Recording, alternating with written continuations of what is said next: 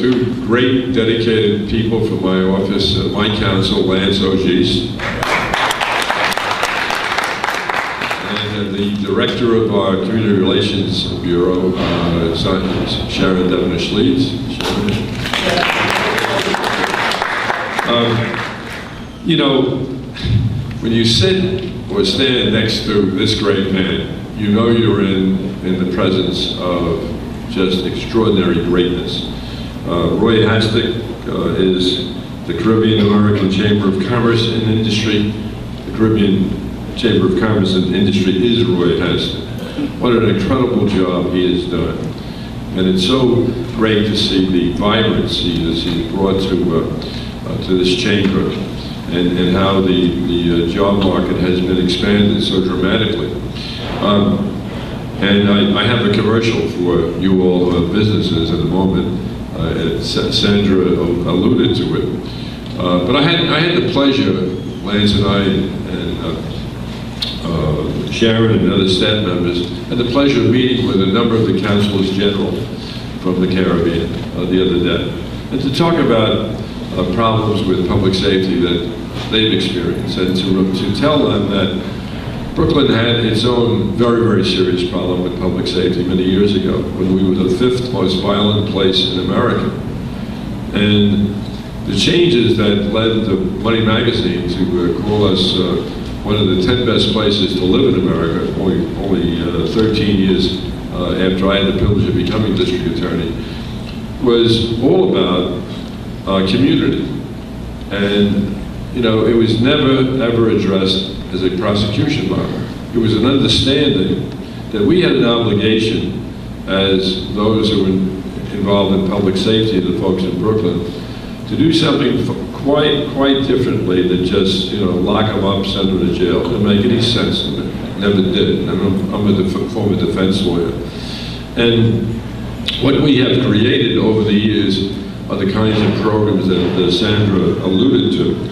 And I mentioned to the consuls general that, you know, if you're having problems with your country, there are ready-made examples that have been validated academically by Columbia University for drug treatment, by Harvard University for reentry programs. And those of you who don't know, folks who go to prison, 6 out of 10 of them get rearrested within 3 years of release. And they're dumped back on the streets without any job, without any hope. And since 1999, because of Patricia Gatlin, who was then my first assistant, and is now the chair of the Human Rights Commission for the Bloomberg administration, she developed our reentry program, which is now overseen by Lance O'Geese. And it's a very uncomplicated program. It gives a break to people, for the most part, who never did have a break. And so, denied any hope, it's obvious what happens to them. And that's why reentry is just such an important part of our program. Lance O'Geese, who's my counsel, oversees the reentry program.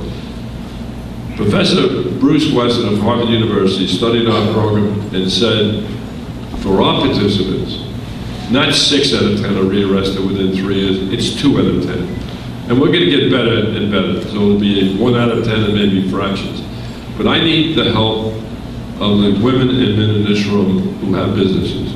Lance has been able to sign up 130 permanent businesses here in Brooklyn, assuring them that the folks that we'll recommend to them are people you can rely on. And they have been very successfully integrated into the business community, and that's why people like Dr. Edith Hastick and I, we're fellow social workers. We recognize that the way for public safety is reducing reoffending rates. And that's one of the things you can do for us. So we have 1,000 folks who go through the program every year. And if any of you are interested in getting more information on how you can employ some of our graduates, please speak to Lance O'Geese, please speak to Sharon Devenish-Leeds. I want to finish by saying it is always a great honor for me to have the opportunity to speak, and that's always given to me by my friend Dr. Roy Hastick. See, it's good to be with you all. Have a wonderful day. God bless you.